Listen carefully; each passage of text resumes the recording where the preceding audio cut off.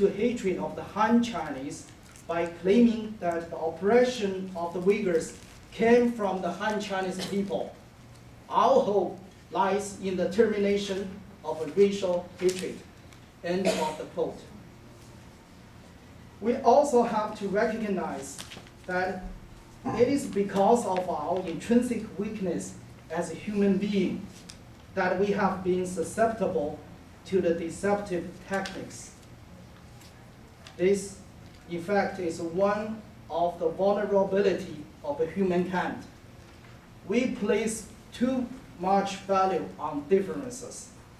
This unfortunate emphasis on differences and the resulting allegiance only to those whom we perceive to be our own has very often throughout history led to racial, religious, or regional hostility, hatred, and bloodshed. But this need not be so. Our better nature is quite capable of seeing the commonalities that exist between and among all members of the human race. Are there great differences between our physical, material, and spiritual needs? Is the desire for freedom a Han desire, or the Tibetan desire, or Uyghur desire, or a Mongolia desire, or is it a human desire? In order for us to coexist peacefully, we must simply remember to be loyal to those fundamental human traits we all share. This both honors us as people and makes us better citizens of our nations and of our world. Indeed, the fundamental dignity and the value of every human being, the ethos that must be the basis of all our work going forward, is the same philosophy that the Universal Declaration of Human Rights promulgates.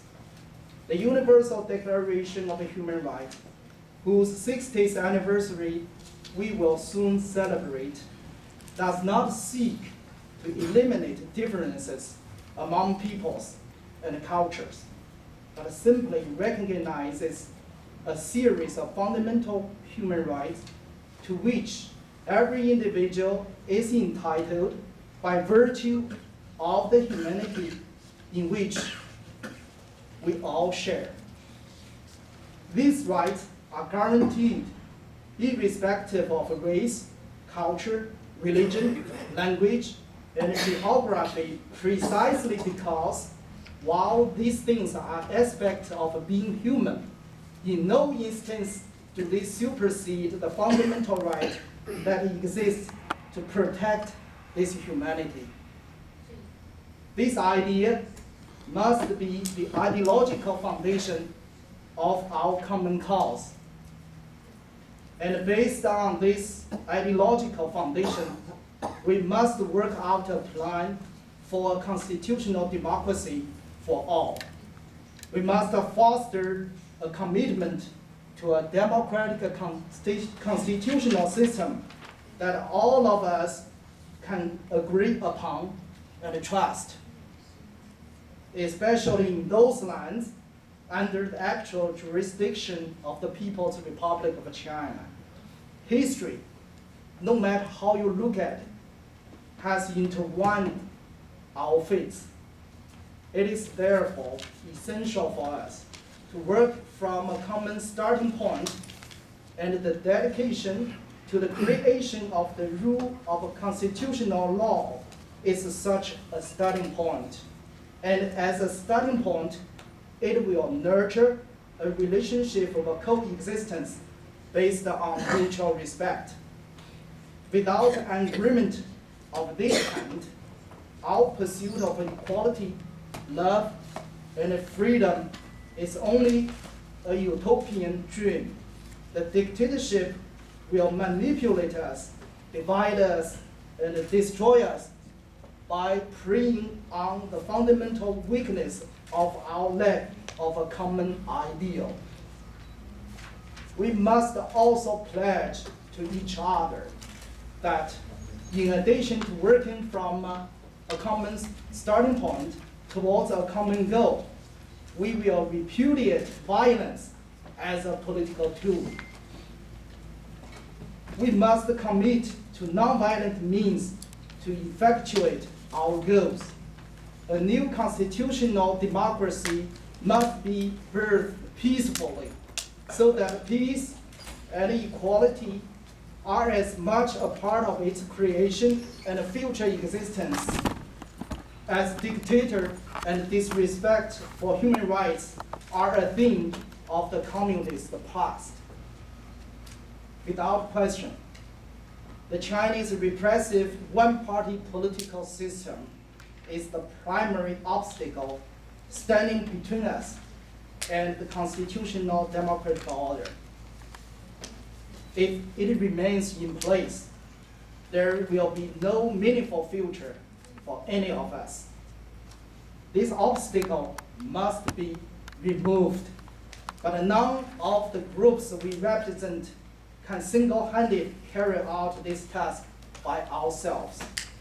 We are therefore faced the necessity of building a unified democratic front in order to further our common cause. This is no longer an academic dispute. It is now a practical question of implementation.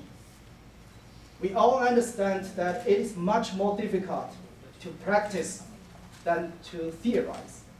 But we must also understand that it's only through the work of the far-sighted, open-minded leaders of the different ethnic groups present here today that with perseverance and political skill, we will be able to push forward and finally realize our shared goal of a democracy that recognizes the rights of all of the peoples and all the world's people.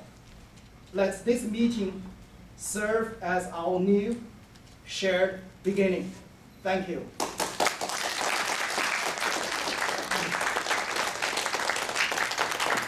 It's my honor to introduce our keynote speaker, Roberta Bonazzi.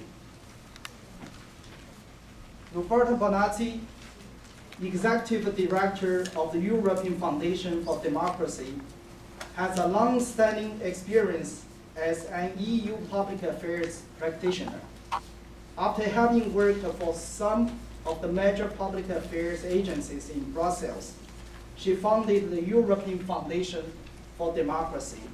She works on a broad range of issues relating to foreign relations, democratic reforms, human rights, violent radicalization, and terrorism. Fluent in English, Italian, French, and German. Which language are you going to speak? Choose what German? Roberta holds a degree in political sciences and international relations from the University of Milan and a postgraduate degree from the Institute for International Studies.